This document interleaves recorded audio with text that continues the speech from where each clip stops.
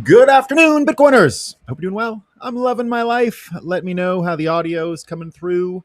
We're waiting on our co-host here, Dave Bradley, Bitcoin Brains. We have a fun show ready for you. It's the return of the Breakup Canada. Some people can also call it the Canadian Apocalypse or the Death of Canada, or a lot of names for it.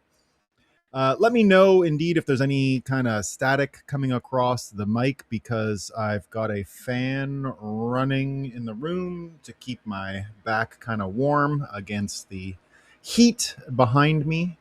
So please let me know if everything's coming through A-OK. We're glad to be back. We have one of our, I think, best shows ever in the history of charting the Canadian apocalypse. We're getting closer and closer to the end of that fucked up federation. And we're here for it. We're here for it. So if you Americans don't know, in the title today, there was a jingle to get people to travel to Ontario for years in Canada that came on all of our television stations and stuff like that. And it was, there's a place I know called Ontario. Blah, blah, blah, blah, blah, blah, blah, blah, blah. And today we've called our show, There's a Lake I Know Called Ontario. Not anymore. We're going to Lake America.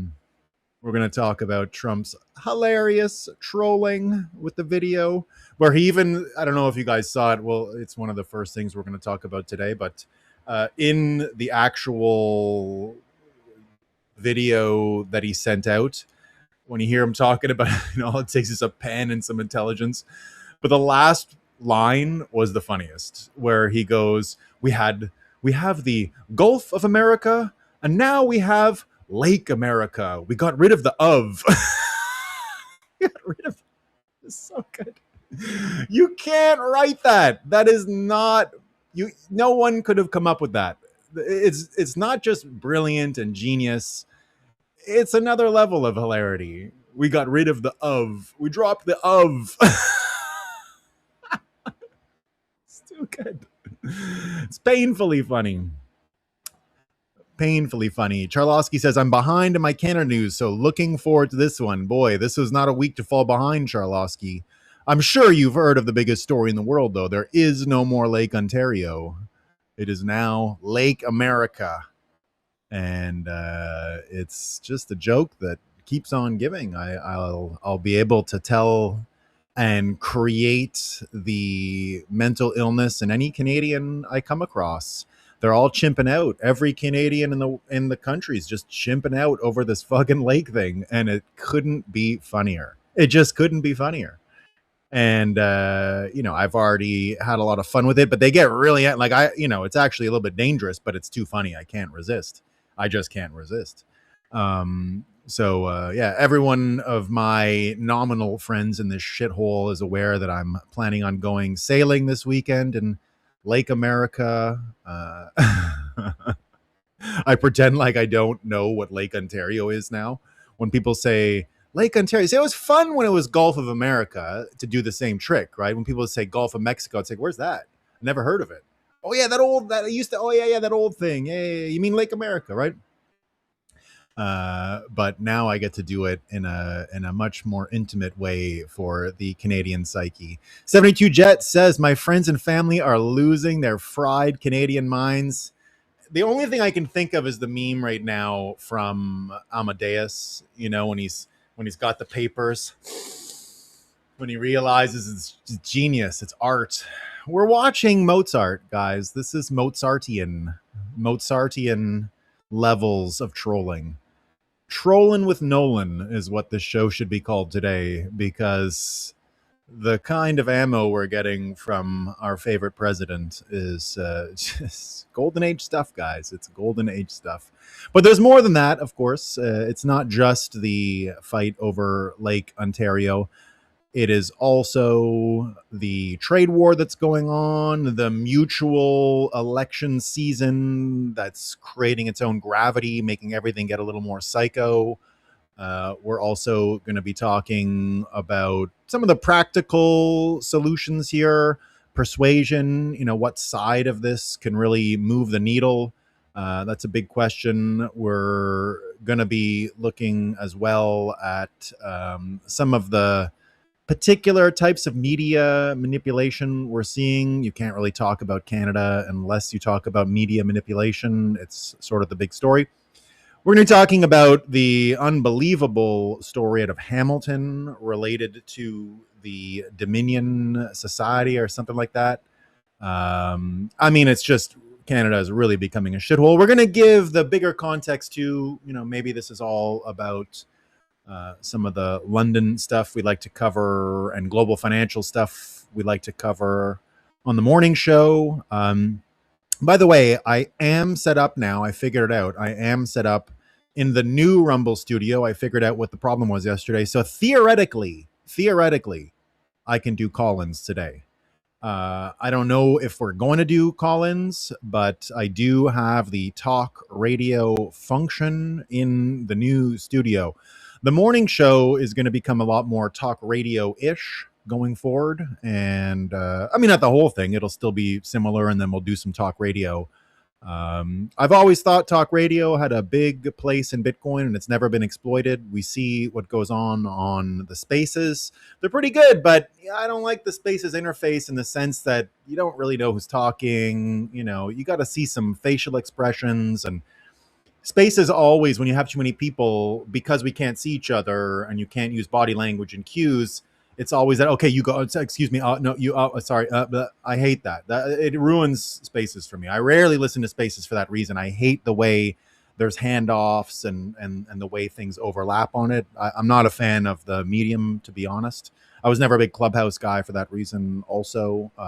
So now I like to do spaces. I like to go on them from time to time. If you guys remember, I used to do Mario Nawfal's spaces all the time in the early days when Mario, before the October whatever thing in Israel. That's when I just stopped going on after it got all Israel, Middle East shit, and a lot less about Bitcoin and AI after that. But in the 2022 era, 2023 era, we had a lot of fun over on the Mario Nawfal spaces.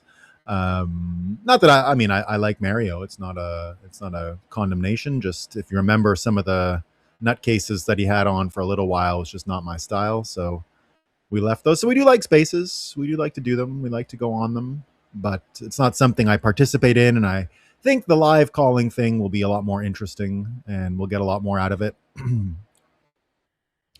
Is he alluding to the establishment of a North American Union? So, when I think of North American Unions, BTC Plebinator, it's not really a real argument that Canada would ever join the United States as one state. It just doesn't make sense. There's probably 6 states there, and I don't think all of them join ever. I just don't think it makes sense. I think America gets more out of a couple of fake states in Canada. America could create a reverse Hong Kong, for example, with the West Coast, British Columbia, and use it the way China used Hong Kong to buffer and have this kind of middle ground to integrate American commercial relationships into mainland China. I think it would serve the American purpose to have a fake sovereign country of British Columbia become that kind of buffer zone for America, a reverse Hong Kong, if you will. And then in the case of Quebec, I've always thought Quebec is just better off as a fake Switzerland for America, a fake neutral country.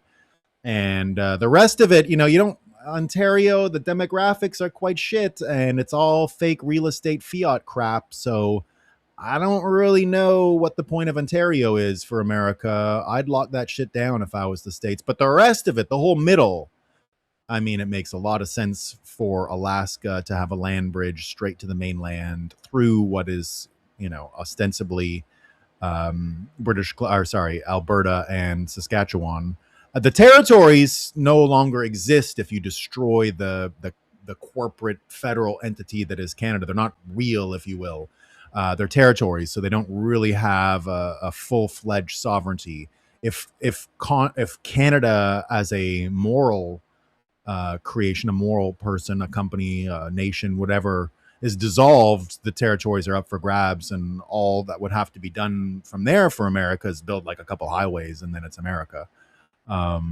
So that's one way I've seen that over time, but I don't think of it as a full North American union.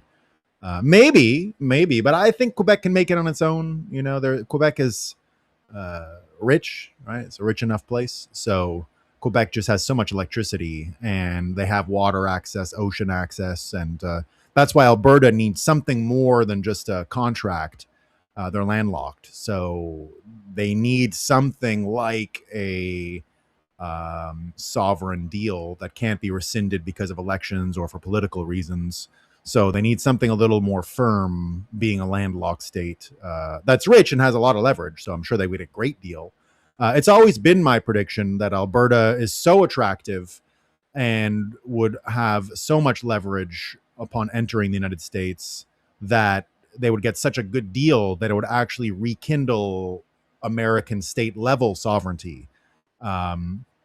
Before any of this shit happened in Canada, I kind of thought that was one of the pathways for America to reascend to its state sovereignty level that was more or less lost with the Civil War and further lost after the growth of Washington, D.C. after the Second World War. So I think it's all cyclical in that sense and ends up going back to where it started. And so I just think that whatever deal Alberta ends up getting is going to make states like Texas that are already quite sovereign quite jealous, and they're going to want the same deal. And once that deal becomes enough of a symbol, my prediction is you'd have a new. You don't have to write it down because the American Constitution has the decentralized flexibility for state level sovereignty already there. All you need to do is get rid of the superseding Washington, D.C. structures that were created with fiat and the money printing and the centralization of the bureaucracy and power after the Second World War. So you don't really need a legal change. It's just a rekindling and a reawakening. I use Texas as a model because Texas does have even legally a little more sovereignty because of the way it entered into the United States as a republic, not as territorial expansion or one of the original colonies. So Texas already has a few carve-outs unique to itself. You even see today, you know, what Trump is doing. I don't know if you guys saw that today in the United States. Trump ordered something today to do what Thomas Massie was calling the Prime Act. You know, Thomas Massie's Prime Act, which was the ability for farmers to sell, particularly cattle ranchers, to sell their products directly to the market without going through any federal inspections. So Trump apparently is doing that today to go against the meatpacking cartels in the United States. Now, my state of Vermont, which entered the Union exactly like Texas, the only two that entered as republics, already has that right because of the weird carve-outs that Vermont got as a republic entering the Union, just like Texas. So there are the two unique republics that entered and got these carve-outs. So I think Alberta joins in a similar way and gets those similar carve-outs, and that turns into something a little different going forward. So, but I don't know. That would be huge. I think that's what's happening, BTC Plebinator. I really do. This stuff, we're going to talk about it today. It's obviously not just a trade deal that we're seeing here. As you know, BTC Plebinator, my frame for a long time has been that Mark Carney is America's worst enemy right now in the world. There isn't anyone more of a threat to the American system. Not that I consider him a huge threat, but his interests that he represents are. And so he's not an innocent technocrat, Mr. Burns type, you know, his fucking posture and all that stuff. So we'll see what happens. But we got silly season coming around because of all these elections. So should be pretty fun. Oh, there's Bitcoin Brains. You are in the new studio, Bitcoin Brains. Let me give him a second to set up. I know he's got some building troubles. He had a bit of a fire alarm going, so he's had to move locations. That's what's going on behind. There he is. There's that beautiful boy. Give me a second to let him get set up, and I'll be bringing him on stage. Can you hear me? Okay, 1 second. I can hear you, but I gotta make sure. Oh, I don't like these screens. What's going on here? Oh, there we go. That's good. How you doing, man? How's Alberta? There you are. Beautiful day there. Say something. I can't hear you. Oh, you can't hear me? How about now? No. Your mic is on, and I hear you great. So it's probably your own my speakers. Probably your speakers, but not that you can hear me say that. Oh, he's gonna try again. He's gonna try again. It looks like a castle in the background. Yeah, I don't know what it is. I'm late arriving. I hope I didn't miss much. Nothing, Jack2K. We're just waiting for Bitcoin Brains to get on board. We are in the new Rumble studio, so that might have something to do with what's going on. Let me see. Audio controls, camera. But he should be around shortly. He had a fire alarm go off in his building. That is what the trouble is. Now, I think we're going to end up using this one anyway, and I'll show you the here's the famous here's the one that I can't get enough of this one. It's just too good. Just too good. How's this? Yeah. There's our favorite president. The greatest troll video I've ever seen in my life. I don't think I've seen a better troll video than this in my entire life. Just the way he says, just takes a pen and a little intelligence. If you knew how retarded Canadians were, and you knew how effective this was in making them light themselves on fire, and if you had as much disdain for these fucking sludge people as I do, you would have a sense of why this is. This is Mozart, guys. I know some people have Trump troubles and this and that. I don't want this to be too much about how funny Trump is today, because we're talking about other stuff. But this is, again, the only meme I can think of is from the Amadeus when he gets the music and he's smelling it. You know, put this directly into my veins. It's too good. Is Lake America filled with the tears, liberal tears now? No, and they figured it out. The Niagara Falls is 100% now fueled by crying Canadians. It's just going to keep coming down. It's too good. It's really too good.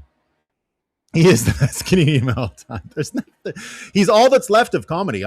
I've said for a long time, he is, because of the way the woke thing worked, and the way I've described Trump from day one in my life, in Canada and elsewhere, was through the comedian lens. That because of the nature of woke having destroyed, and political correctness and self-censorship, and Obama being really the full fruition of self-censorship, I always thought Trump's main attraction was the attention domes he's able to create.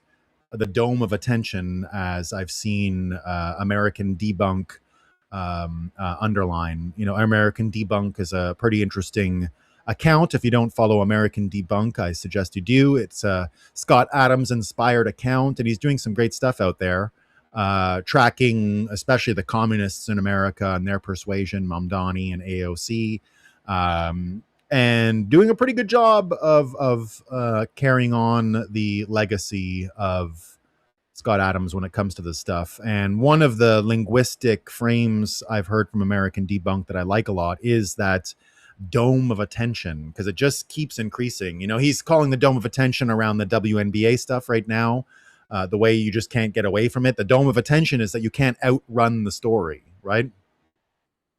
And so that I find real funny. So I hear Bitcoin Brains. Bitcoin Brains, do you hear me, Dave?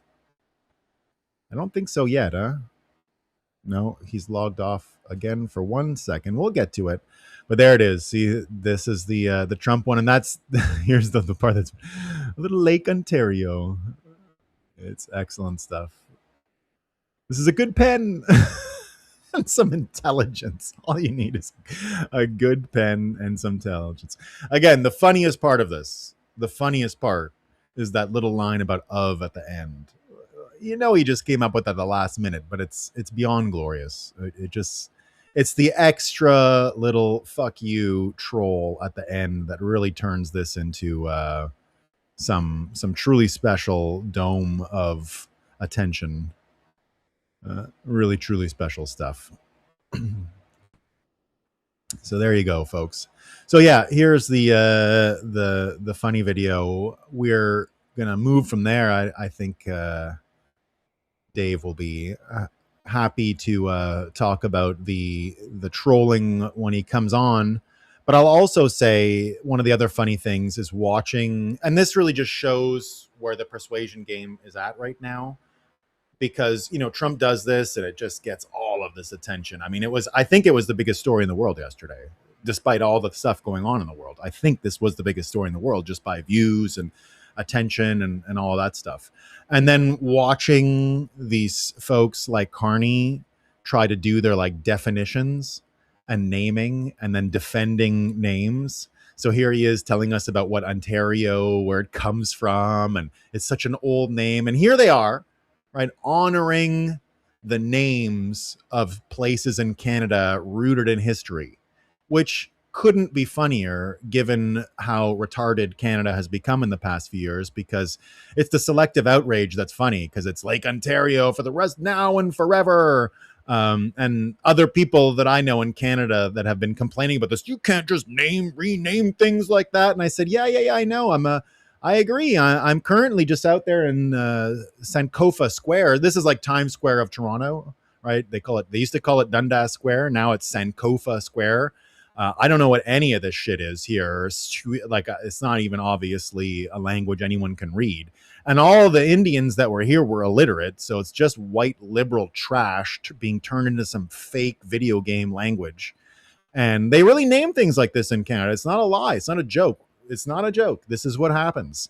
In fact, this McDonald Boulevard, the Parkway, it's not Boulevard, or is it a different one? There's one just like this, is McDonald Parkway in Ottawa. And I tried to take it. Oh no, this is the one, McDonald Parkway. There it is. Yeah. I was gonna drive on this the other day and I wanted to see the traffic. So I typed in McDonald Parkway and the stupid map sent me to Zitchi Zibby Mikan. The fuck is that? Like, does that mean anything to anybody? Zippy, Ziki? Is it Korean kimchi? Zibby? What are they even talking about? Who can pronounce any of this shit? Abanuj Mikana? What is happening? So fuck these losers when they go on about names and the sanctity of names. Listen to this retard. We won't change the names. It's complete and total selective outrage. This is a fantastic meme about this. The whole thing has been one of the great meme generators I've ever seen. Vancouver is outrageous for the naming. Yeah, we don't have that in Quebec because of the French stuff. So that's the good news. They already did it. The Quebecers already did Afrikaners things when I was young. We had, for example, there's a mountain near me renamed. They just different saint everything because they didn't like the way it sounded. And they do this kind of shit in Quebec all the time, but it's about turning it into their own language, which I respect entirely. I don't mind if they turn names into French and all that stuff. That's completely fine. Their place, I guess, maître chez nous, they say, if they want a French name in their own language. But imagine you're such a Canadian idiot that you go around thinking these are real things. This is a language entirely invented by the Lindsay Clancy's of the world and the fucking whatever her name is, Candace Owenses of the world. It's fake liberal women language, and they really name stuff out of it now. Like, that's really what they name stuff. So it's just too perfect. For someone who tried not to get bothered by liberal Canadian name changes, because it's just not a hill I feel like dying on, but it always annoyed me a little bit, obviously. But to have them now fall into this trap about defending names, I mean, it's gorgeous. It's art. It's gorgeous. It is Mozart, and we love the Mozart part of this. The Mozart part is what makes it so great. Let me see what's going on with our co-host, old Bitcoin Brains here. Super buggy. I don't think it's going to work for him. That's okay. All right, Dave. We'll do it ourselves. All right, but that's okay. We can do it ourselves. So, there he's trying again. We see him in there again. I think it has something to do with him trying to get into the studio interface with a phone and not a desktop, because it is buggy. This is kind of a a practice interface, if you will. It's not the final form.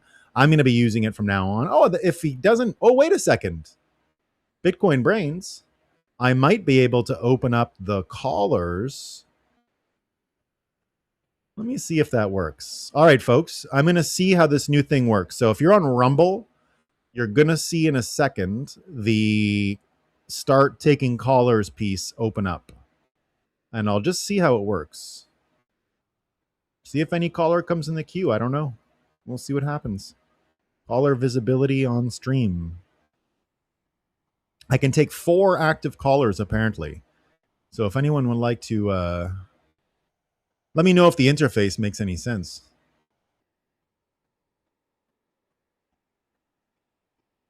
No callers in queue yet. Share your caller queue with your community and wait. Do I have to share the link? I might have to share the link. Oh, there he is. Can you hear me now? I can hear you. I hear you. Okay, we're good. We're good. We did it. We did it. All right. Guys, I'm going to close the caller thing down because I wasn't intending on learning how to use it today, but we will be using it soon. We're doing the Rush Limbaugh situation. I'll just leave it open for now just to see what happens. All right, my man. So we started, Dave, just to keep you up to speed here. I don't want to repeat for the audience too much, but we did start today with the with Trump's maybe the greatest trolling I've ever seen in my life. I don't think there's ever been a dome of interest created this quickly around an issue as he has done. And watching this play out, I think it's the funniest thing that ever happened to Canada. I think it is. It's pretty hilarious, honestly, and it's a pretty good example of exactly what we've been talking about playing out, where Carney is Trump's like handpicked antagonist. Like if you're Hulk Hogan and you get to pick your year of fighters and heels, when you're Hulk Hogan of the 80s and you're at prime and he was writing his own scripts and he said, I'm going to fight this guy at the end of the year. You know, that was his whole deal that he got, that was the big thing about him creating in wrestling. This is Hulk Hogan in the 80s. He chose Andre the Giant, or whatever you want to call Mark Carney, for exactly these purposes, to have WrestleMania 3 and Body Slam a 500-pound sludge person. Yeah, absolutely. And Carney is either enjoying it as well because he's getting what he wants, or he's just stupid. It's it's the age-old question. Yeah, I mean, he probably did have a choice. It's looking like, from what we're seeing, that the Canadians are the ones that walked away from the trade negotiations, and lied again.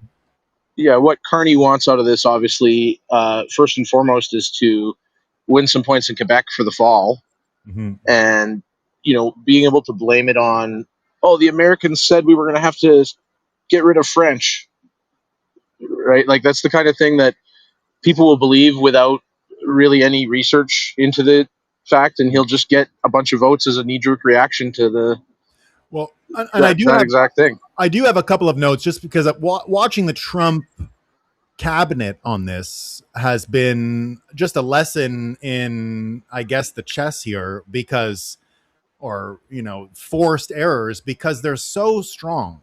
Watching them know that this is a political move, and watching Greer come in and speak perfect French and go on the French channels and making his case for America in French has, I think, really been one of the big bitch slaps of all of this, and Lutnick coming in and explaining the political issue, Trump even coming in with the French part, saying French had nothing to do with it on his end. It really was a testament to the strength of the bench he's created to make this argument. Yeah, absolutely. And it kind of seems like Carney was just more than happy to walk into this one, because he just wants the opponent as well. Because really, like, Carney has only really done two things well since joining the campaign as prime minister, and one of them is harnessing this anti-Trump sentiment from Canadians. Hmm. The other one is stealing money from Canadians directly into his own pockets. We'll talk about that soon. It's not looking good for him on that level. But yeah, watching this and then watching them try to defend now. This is the Sideshow Bob part of it with the rake, the constant rake hitting in his face from the famous Simpsons meme. Watching them now, it's the same what they did with the Canadian flag, if you remember, during the trucker protest, where it's, we hate you, don't do that, the flag, and then all of a sudden it's elbows up and we love the flag now. And watching them have to do these mental gymnastics, Carney defending name places, Doug Ford now defending name places, but everybody here with this meme showing like, sorry about your Zibby Mecan Parkway, and every NPC is fine with it until it's like America. Come on. It's gorgeous. Like I said to the audience, I think of this as the meme from Amadeus, the Mozart one, where the guy gets the paper and he's smelling it. This is how I felt from the moment Lake America was created. We are watching Mozart in all of his great forms. It's probably the single greatest move of political kayfabe. Ever. Yeah. The dome of interest is real. And of course, it's also real because here's the walk away. And this is the kind of slop Canadians are being fed. We're at war, right? And I want to know your opinion on this because, of course, it's not just kayfabe in the sense that how we get to process this is funny and it's Lake America and everyone's able to just watch libtards light themselves on fire because they wouldn't be able to get their minds around the truth anyway or what's really going on consequently. But watching them know they're at war and then seeing stuff like this, I mean, watching the Canadian leaders threaten energy to Canada without understanding the actual infrastructure. So one of the funny stories is, you had both Doug Ford, I think here, learning for the first time, apparently, that the pipelines from the West actually mostly dip down into the United States first before they come back to Canada. You saw our favorite mayor saying, well, I think that it's very interesting about the pipeline. We got to shut energy off because I don't like energy. And America don't want energy, or you're a Christian, treat your neighbor good. And you get all this stuff, and then we actually do see the pipeline sabotaged. Now, I don't know what happened to the pipeline, but this is real. This war and the threats look like they're being treated as legitimate commercial, industrial, trade war by the United States. And this looks like real consequences. Now, I don't know. This is Line 5. It is down. I don't know what the meaning will be. Gas spiked over here. Gas spiked in Ontario. This is a lot of our gas. I don't have any proof, but it looks like this was a actual action of industrial espionage. No proof, no idea, just guessing. Yeah, it's one of those things where you can't know, but you can sure follow the incentives. And it hilariously boosts the American position at this point. Hilarious. Even though it's their portion of the pipeline. Yeah. But it's it's delicious irony that we've been trying to get a Canadian version of that pipeline through for years with no success. And that's what I mean. Watching these guys, watching them, that's what I think is so brilliant about these moves. And why I continue to think we're on a fast run to the end of Canada, because watching the leaders in these no-win situations defending name places when they did nothing but shit on them for years, threaten the United States with energy when America just really actually did it. They followed through, apparently. You're seeing their weakness and the mismatch between rhetoric and reality, which as Bitcoiners is really what we've seen as the weakness of Canada from the beginning. It's the posturing, it's the fiat mindset, it's the mismatch between what's actually happening on the ground and what they think is happening with their fucking credentials and their stupid top-down way of seeing the world, that they can just say the words and then it's going to somehow become real. but it's not real because they're involved in this. So the threat's now becoming real. To me, it shows that they're not going to be able to push back in any real way except to keep crying and turning it into more and more children, adolescent behavior, more and more whining. Yeah, and well, you kind of have to look at it from the perspective of what is the goal here, right? Like, is Carney's goal to reach a beneficial and fair trade agreement with the United States? Like, I'd say very clearly not, right? If Carney's goal is to rile up the population against Donald Trump in the only successful act of political theater that he's managed, then this is working. Like, this has pissed off a lot of people. And when you look at, the provinces that this is going to affect, I saw a chart out there that was circulating about what percentage of each province's exports go to the United States and will be affected by these tariffs. And he's going right after Carney's base. It's Ontario, BC, and Quebec are all in the double digits, massive impacts. Alberta's at 1%. Saskatchewan is at 1%. So this is either going to have the effect of putting the screws to Carney's base, and this is the kind of thing that can wake people up. Like, not having enough food is a poignant wake up call. But the other risk to that is that it will further inflame Carney's base, and the pain that they feel from these. Like what it's happening.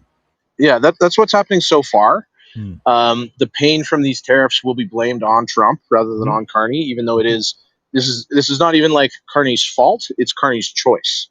He decided to get to the point where we have these tariffs because he wanted the tariffs on the people of Canada, either just to make them riled up and blindly patriotic, or to continue his plan, which is the controlled demolition of Canada. And if that's the plan, then this is another good step in that direction, obviously.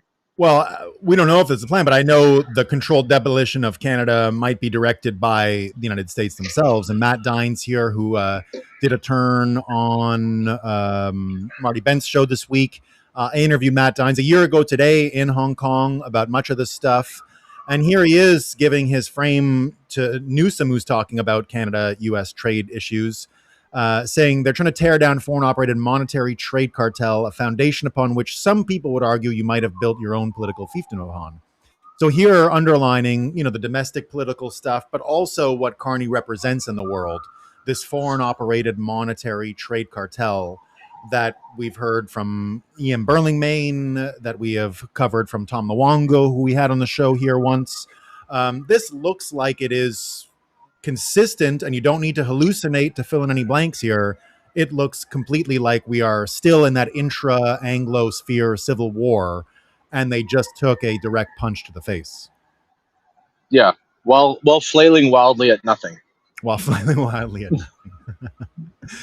flailing, let's not say at nothing. Everyone here pointing out that there are political implications, domestic political implications.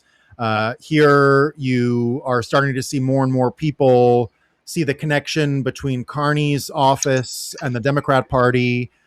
Here you've got Mike Waltz, ambassador, talking about how there are Democrat operatives within the PMO. And you're seeing this whole, infrastructure turn on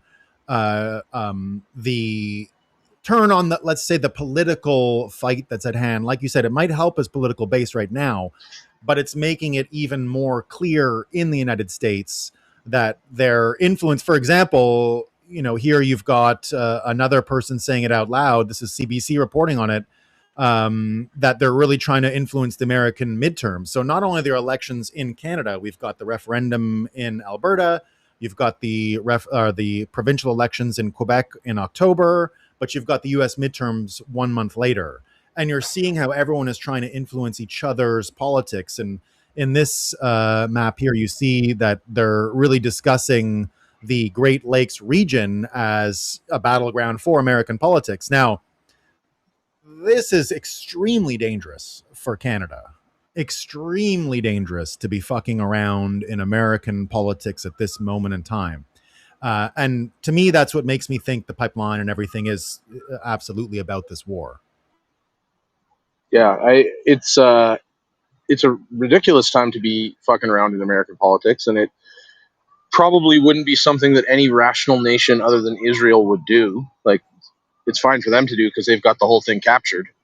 But any other nation at this point is being met with pretty severe hostility as they're interfering in American politics. And Canada is obviously just the proxy of the City of London in terms of the North American arm of that entity that is there to disrupt Trump and his agenda in as many ways as possible to try to get their guys back in, basically, and try to get that radical left agenda that they've been using back into power in the United States. And you know, I'm struck again by the fact that these people seem to be completely tone deaf. Like they seem to have no idea the way things look to them, and how there's always like a like smooth brained group that will just vote based on whatever the headline was on CBC or CTV, and you're not going to convince those people. But when they come out with a pretty transparent lie about the French,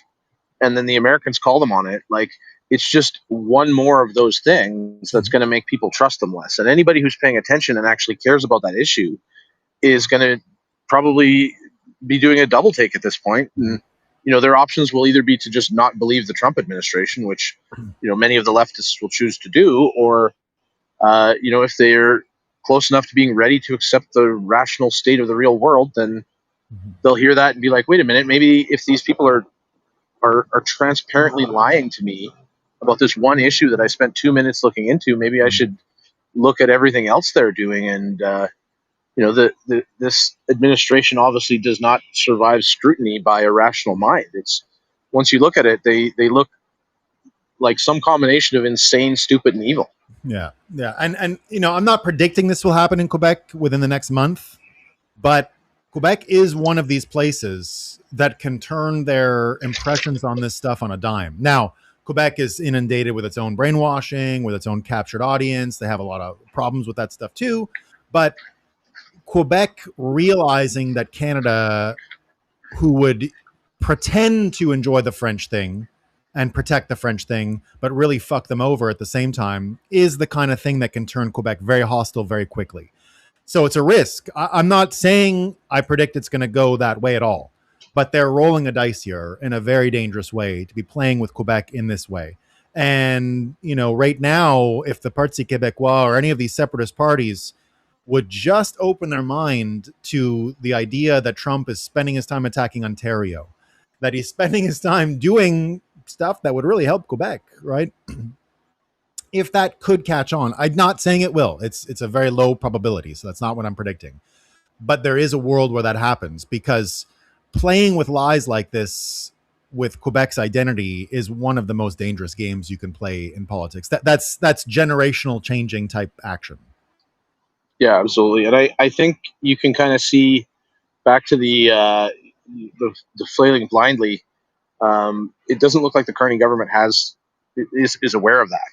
Right. And whereas the Trump administration seems like they're very clearly going after the French in terms of like making a reason to like pitch to these people and saying, hey, like, we didn't say this. And coming out and having a French speaker is clearly an attempt to cater to that national identity. And Canadians don't, I think, understand that Trump's connections to Quebec are a lot stronger than most people realize. His first wife lived in Quebec for years while he met her. All of his children spent all summer in Quebec with their grandfather. That's why they speak Slovakian or Czech or whatever it is.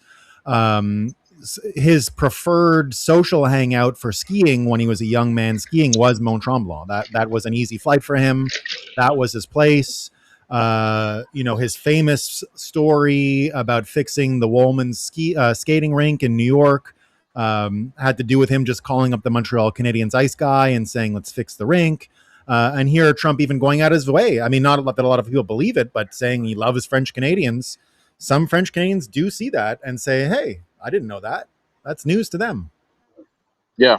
It's the enemy of your enemy is my friend thing. And I think there's just starting to be a little bit of that connection between Alberta and Quebec in a way that there should have been for a long time, forever.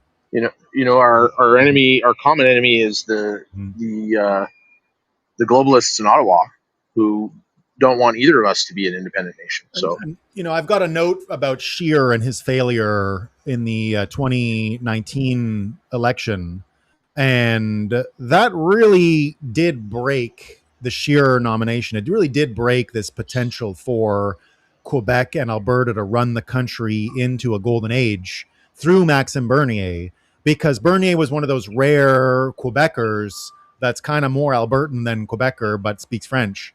And he had it. I mean, they lost by one vote. And the sickening thing was it was the Quebec supply management lobby that fucked over Bernier so that Scheer could win it. So you can start to see the insidiousness of this and the chances that Quebec had to become what the Liberals used to be. You know how the Liberals would always go back between French Canadian and English Canadian for their leadership?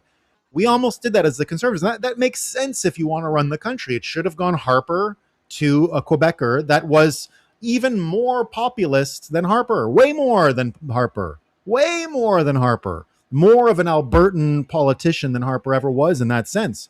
And instead we got fucking Andrew Scheer, fake Liberal, and he spent his whole campaign saying, I love expensive milk. And that's why, and it was won by one vote. Remember, it's by one vote. Now, I got my own problems with Bernier because he could have got the Bitcoiners and it would have been great and but just seeing this true path that could have been for Canada, which was Quebec and Alberta, didn't have to be best friends. We just had to realize that we could run the country together in a much more beneficial way to make everyone wealthy, instead of giving it to the real estate condo market of Toronto, which is what Scheer ended up delivering the country to. So indeed, we missed out on a big opportunity there. Yeah, absolutely. And the whole supply management thing is one of the many ways that this group, the City of London group, has been using democracy against us for a long time.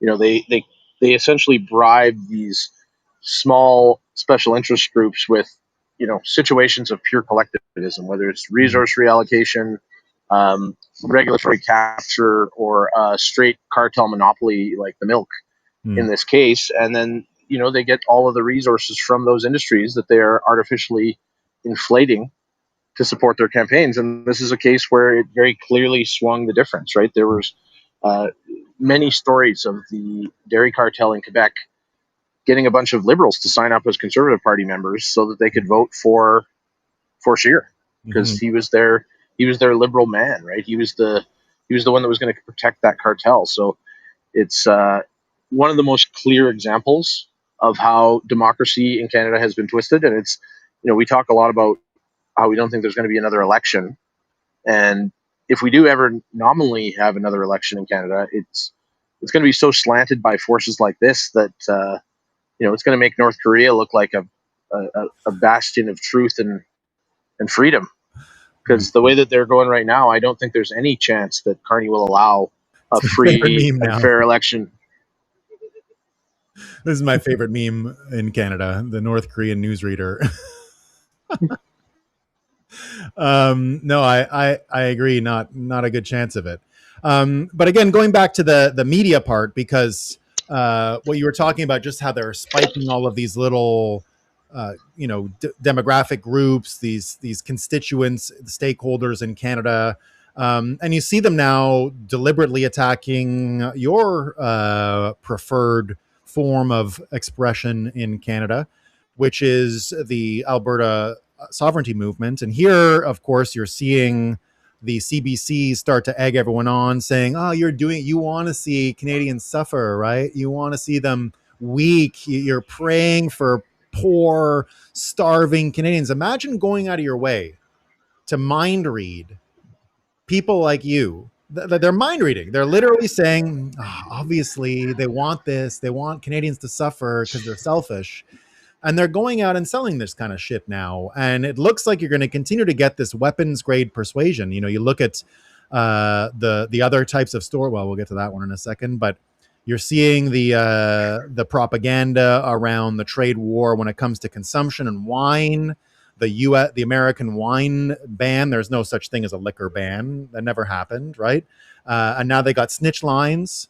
So the snitch lines are in here again, saying the same thing. But of course, Bell can still sell Apple iPhones and all that stuff, right? We've got them asking if we're going to be boycotting more American products. But it's not just that. It's the snitch lines for consumption and the trade war. We've got a separate snitch line that came up yesterday for the Dominion conference. I don't know if you saw this in Hamilton. So these are the natalists. They like to celebrate French, English, Scottish, and Irish ancestry of Canada, and they like to dress well. That's kind of like how I would describe them. And they won't let them have a meeting, which they're going to have anyway, obviously, because it's a dome of interest thing. This is them having it backfire. I think we should try and call this number and tell them we think we know where they're going and send them to some kind of a, needle exchange or something like that, which they'd be happy with. Send them to a mosque. Send them to a mosque. Yeah. So the Dominion Club here, Hamilton Police putting out this alert yesterday saying they're not going to basically let them get a venue. Like here's a snitch line in case they rent another venue. This is getting pretty dark pretty quick. Yeah, that is just a blatant attack on free speech, and it's the blatant politicalization of the of this the Canadian justice system and meanwhile the halls of power. Any fucking weekend in here, it's Allah Akbar, Israel down with Israel, and God knows what's going on in Toronto at whatever Dundas Square is called now, Jibby Square, and everyone else who gets to meet because they're praying to Allah to kill you. It's fine for them, right? We don't even think what they do is terrorism anymore. According to them, here it is. 9/11 wasn't a terrorist attack. It was obviously just a hijacking that led to passenger jet crashes, right? That's their new definition. So anyone who's basically not white is allowed to meet together. And I hate to say it, but it looks like they don't want white men meeting. I mean, I don't know what else to say. How else do you interpret this? Well, this is a logical extension of the whole long acronym that we've discussed, where they're just extending the ability to define anything however you want, basically, right? So those are now planes that identified as peaceful, I assume. Planes that identify as formerly flying. Yeah, exactly. And they're trying to change the words to everything, and it's a very clear agenda, and it's very clearly slanted in one direction. It's really interesting because you've kind of got all these different people picking sides, and there's a lot of people who've kind of gotten sick of all the Indians, and I think that the funny thing is that's the one group that the Liberals are not willing to go to the wall for. Like they're not willing to protect them, and so they're actually cracking down on them. And then for some reason, the two sides, which we obviously lean more towards the right, but the two sides are still both retarded, and they've each picked a side in the whole Palestine Muslim conflict and the conflict between the Muslims and the Jews, and like picking either side seems insane to me. It doesn't make any sense, but I mean they seem still like they still seem like they are willing to cede the country to these people at this point, and there's no rhyme or reason to who they're cracking down on for what. Yeah. And if if we, because we can't mind read them, we don't know what they're thinking. We don't know what's in Carney's mind. We don't know what's in the Liberal Party's mind or whatever, or the Conservative Party mind. But what we can see is the solution to all of this is probably the opposite of what they're doing. So you've got Conrad Black here talking about it. You've got this fella here. That's the CEO of the National Bank. You've also got Vincent Galasso, who's a pretty interesting economist. And all of them are making the argument that the only way for Canada, if they were serious about not getting into a quagmire with the United States, the only answer would be intense deregulation, intense wealth promotion in Canada, lowering taxes. All of those things would work. All of those things. If Carney came out and said tomorrow, all right, if America's going to tariff us, we're going to go on a wealth creation binge. We're going to deregulate. We're going to drop taxes. I'd be with him in a heartbeat. I would literally not hesitate in 1 second to go. I would ask for a little bit of banking rights as a Bitcoiner because I'm annoyed by all of that. I still have to pay the tiny fees by using an American card in Canada because it's impossible for me to get a bank card of any kind. And so, other than that, I'd be pretty fine with all of this. Meanwhile, we're not going to get anything like that, right? We're just going to get more of this shit. And here, what Conrad says, the more dangerous hypothetical is Alberta. If Ottawa doesn't get off their back a U.S. sweetheart deal, the above terms plus a $100K one-time integration tax rebate for all Albertans above the age of 18 or something, that might just be enough to peel the province away. And in this environment, by dropping Canada further into poverty, like he said, if they would just go ahead and create incentives that seem a lot simpler than taxing Canadians to punish Americans. Like, that seems a lot simpler. Like, why don't we drop taxes? Yeah, absolutely. I mean, the solution to massively improving the state of Canada is not complicated, right? Like, it's literally just do the opposite of what they've been doing, right? Yeah. Like, we need to lower taxes, lower regulation, lower immigration, bring back the rule of law, bring back, a government focused on the protection of physical safety and property rights, and bring back that high trust society that we use to grow such tremendous wealth. And if you just did just those things, we would be in a massively improved situation. But either, like, we're starting to get to a point where the answer between incompetence and malice is more and more answerable, because we're in that loop of real socialism has never been tried, and it's like, okay, well, we have tried crony socialism with a looter class, so maybe we could just not try that anymore. Yeah. that one seems like it might be worth moving on from. But I don't think we're getting out from under this until enough people are awakened by the hot stove.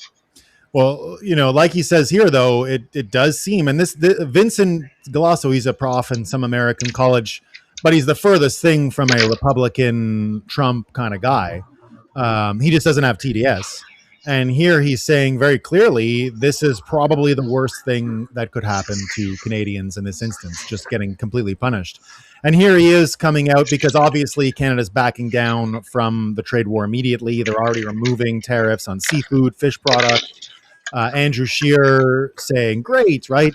But here's Vincent talking about what we talked about Andrew Scheer earlier, that of course he was elected on his whole stupid supply management scheme. And here he is now, the cause of most of Canada's trouble with the trade war with the United States, egging it on further because it serves his disgusting worldview. Yeah, I want to take a break here to point something out. I'm just walking around as I'm talking about obvious solutions to things. I'm just walking around the Central Memorial Park in downtown Calgary. This is a beautiful park. Here, let me see if I can get my. It's almost heartbreaking to me, man. It's almost heartbreaking to me. Well, you know what? This is a rare positive news. Oh, beautiful. This has been a beautiful park for a very long time, and the city has kept it really beautiful. This is a old historic library built right after World War One. I think this is there's a couple monuments in this park. One of them is to the World War One, and the other one is to the soldiers from Alberta who died in the Boer War. Until very recently, this building right here that I'm pointing at, the Sheldon Schumer Center, was the home of the safe injection site. Oh no! And they actually just closed this down. Yes. About maybe 3 weeks ago. and like this park is now livable again. Like if you were in here a month ago, there'd be dead bodies like in the bushes and stuff. Like it was rough, and like there's still some like the odd crackhead and fent leaning zombie, but by and large, the people have taken back the space. Well, that's lovely to hear, man, and thank you for not making me more depressed about Calgary, because it's one of the biggest shames. I've said it before on the show, but the thing that made me most patriotic about Calgary, made me really love Calgary, was how clean it was, and how and I come from a clean city, but to see that there was another level, like beyond Switzerland, it was a real feather in the cap of Canada. Like it really did allow. I'm not one of these guys who likes going around being arrogant to Americans, but there were a few things that I did like having over the Americans: clean public washrooms, clean public spaces. And it was a sense of pride as a Canadian that we had a city like Calgary that was so conscientious, that was so clean, better than Japan, better than almost anywhere I've ever been in my life. And when I went there to visit you last year and I saw the disgustingness, it was really heartbreaking to me that I couldn't think of Calgary in that light anymore. And it's like watching an old college or a girl you dated who was super hot who became a crackhead or something. And it's like, what? It's just like that. It's been a long time since Calgary, downtown Calgary especially, was like a clean place. The thing that for some reason they don't do here, that there's way more homeless people in Toronto and Vancouver, but the city does a way better job of just like keeping them away from people, keeping them from causing a nuisance. They push them all into the same area, and that's not a great solution, but it's better than letting them die in the park. Like, and all it takes is like a small amount of enforcement on that rule of law and the willingness to arrest people for smoking crack on the street and other illegal, clearly detrimental, antisocial, anti-societal behaviors. And you can clean things up pretty fast, but we're getting to the point in downtown Calgary, and I'm walking a little ways away from this park now. We'll see what I see, but like it's a little past noon here right now, and I can tell you 4 or 5 hours from now, there's going to be dead bodies on the street.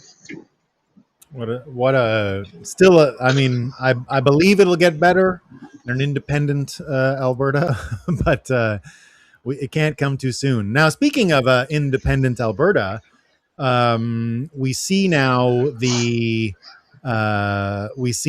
return of Jason Kenney to let me get the right angle here. The return of Jason Kenney, the former premier, the former governor of the state, of the province, the premier of the province here, becoming a lobbyist, joining forces with the far left here. And also in this one that he's another one of these people who says oil should be on the table with the United States. And Ezra Levant points out through his comments, Kenney says, we should threaten the Americans. We should rip up contracts and go full Venezuela. But who is we? He has no political office. He was thrown out by his own voters. Is he referring to a client? Who are his clients, by the way? So, indeed, watching Kenney become transparently captured, transparently anti-Alberta, does he have any persuasion capacity left, or is it just the NDP that thinks he's relevant? Yeah, I don't even think he's likely to have any sway on the normies in the middle. In all likelihood, he definitely lost the Conservatives entirely. It became very clear. I'm never a fan of that guy. Yeah, I mean, he was always a bit creepy to me. That's what I mean. During COVID, he really lost everyone when he straight up came out and said, "We're not doing a Vax Pass." And then he just did a Vax Pass under a different name, as though we wouldn't see through that. And, that's what got him thrown out, ultimately, was the fact that he was... Yeah, not just the betrayal, but, like, nobody wanted that. Like, really nobody wanted that by the time it came in. Even even the group that was terrified of COVID at the start had mostly lost their fear of it and was starting to notice that the real detriment was the actions of the government, right? And so, to me, Kenny's betrayal on that issue and just the stance that he took, that's a pretty clear indication that he's completely captured. There's a pretty good chance that he is, on a list somewhere. That when you see the political elites acting a certain way, you can usually conclude that somebody's got their number. I'll be honest. I don't know anything. I won't make a direct accusation because I don't know. But I did hang out in his office from time to time because he threw a lot of parties, especially when he got his corner penthouse East Wing office when he was, I forget what minister, maybe citizenship and immigration. And it was a pretty young boy situation going on. And I'd have been 28, 29, and I always got my invite. And there was other stuff happening. I don't know what was going on, but I remember the hiring practices. And a lot of people said, isn't that funny? Every single time they looked at his staff, what are the odds? What are the odds of that? And it happened again and again. Now, I don't know anything about his bachelorhood. He remains a bachelor. But I feel like he's like a Victorian bachelor, if you know what I mean. Yeah. The interesting thing, and I have no I have no information on this either, but the rumor that went around was that he was a secretly self-hating gay man. That's what I'm talking about. Had a history of anti-gay comments. Yeah. And seems like it lines up pretty well. Projection. So, yeah, I don't know if any of that's true or not. But, I have no proof and 100% speculation. Yeah. And anyway, no problem if it would be, right? Like, that's fine. But the problem arises with the self-hating part, right? Because if there is a problem there, the problem is because we can see behavior from him that aligns with the behavior of someone who is being blackmailed. That's it. Right? It would make a lot of sense if he was being blackmailed for something. It would explain his behavior entirely. So, and could be it. Could be a coincidence. Yeah, and then add to that the thing that might actually, in the end, because of all this craziness, as retarded as Canadians are, they don't seem to respond to expensive gas or expensive consumer items. But the one thing these retards do respond to is losing hockey players to America. And the prediction I think you made on this show before, the hockey thing really is a window into the psyche of Canadians.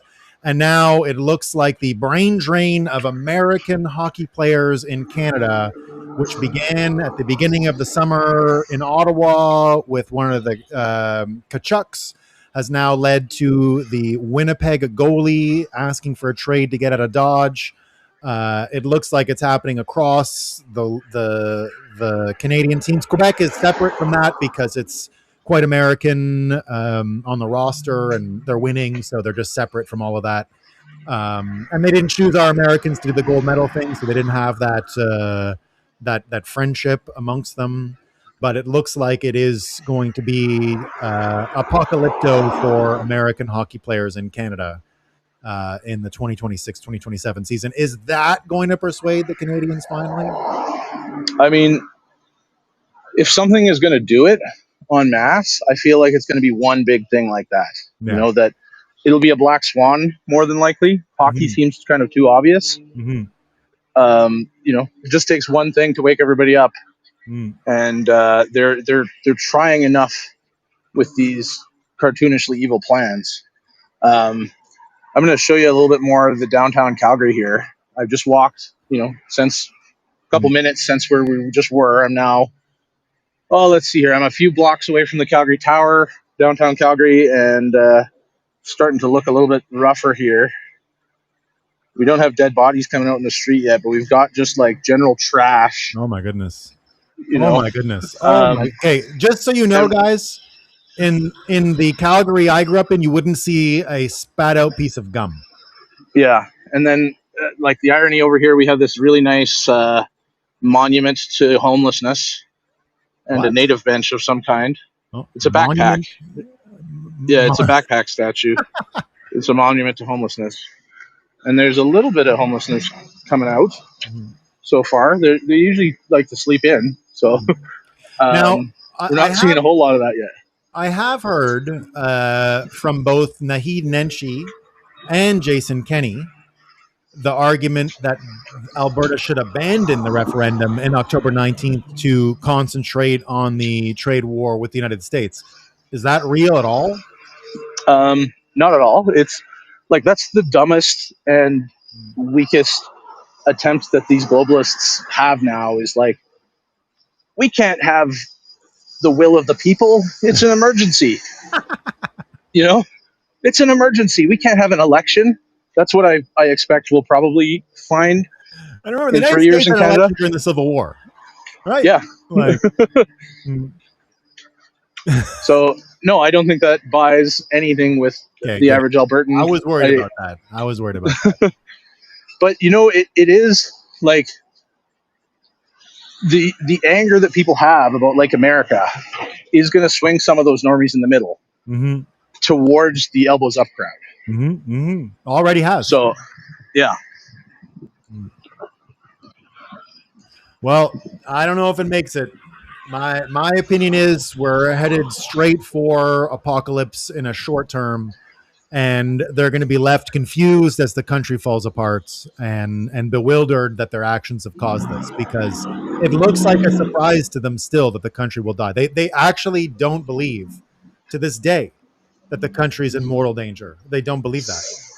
They think it's impossible.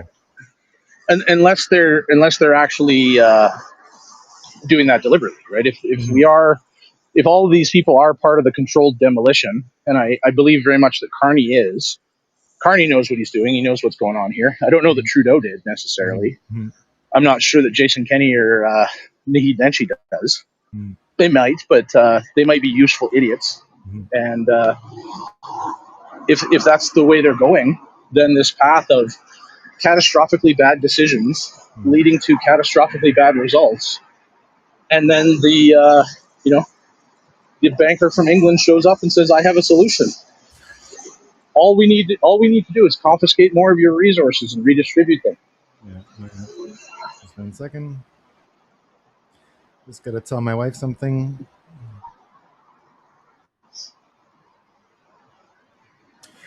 Well, there you go, man. Yeah, I don't think it's going to work out. I think we're in the last days here. We're in the last days. For next week, tell me, are you around on Thursday to do the show? Yeah. Let's do it Thursday. So everyone, we're going to be getting together Thursday and following up on this stuff. We're going to be around for the next little while. I got to head to my beautiful agricultural fair on the Friday, so I'll be indisposed. But enjoy your Friday. Thanks for coming. And I'm going to go see what's happening in Lake America this weekend. Amazing. Going to pull out some fish and get a Donald Duck, maybe. You're going to rename Canada geese Donald Ducks now. It's a good idea. I agree. Yeah. All right, friends. Take it easy, man. Peace. All right, folks. Everyone's here. We're going to be signing off pretty soon. See y'all next Thursday. Have a great weekend. Going late. Thursday show sounds amazing. Let's do it. We're going to do it. We're going to do it. Lance 2002 says most politicians fall into one of two camps. Control freaks are give me money and I'll fix your problems. It sure looks like it. Elbows up indeed, girl in the verse. We live in a fallen / postmodern world where the truth is subjective / relative, just the way Satan likes it. It's looking like that. Left versus right is the fake prison of two ideas. That's what I think. I think it was Nolan that taught us that Canada is a fake country that is basically a banking hub for the city of London. That's what it looks like. Good morning, team. Good morning, Matt. Hope you're doing well. The problem is that many educated leftists don't have a great sense of humor. Yeah, there's a huge portion of the population that doesn't get humor at all. That's what it looks like anyway. Have a great weekend. Enjoy Lake America. We love Lake America, Jack. We love it. We love it. Yeah, it is outrageous over there. It is outrageous. All right. Thanks, folks, for coming. I'm going to be signing off. We're going to be doing a normal morning show, maybe not Monday, but maybe Tuesday, maybe Monday. We'll see how much happens this weekend. But after Labor Day, we're going to be getting into the normal cadence again, and we'll be back together doing regular stuff. We got the call-in feature now figured out, so we'll be doing call-in stuff going forward. We'll see how it goes. We like talk radio. We like the Rush Limbaugh-ization of the Bitcoin. And I got the order from Big Bitcoin, guys. I got no choice. I got the orders. We'll watch Twitter for announcement of shows. That's the way to do it, guys. Indeed. All right. Okay, everyone. Peace out.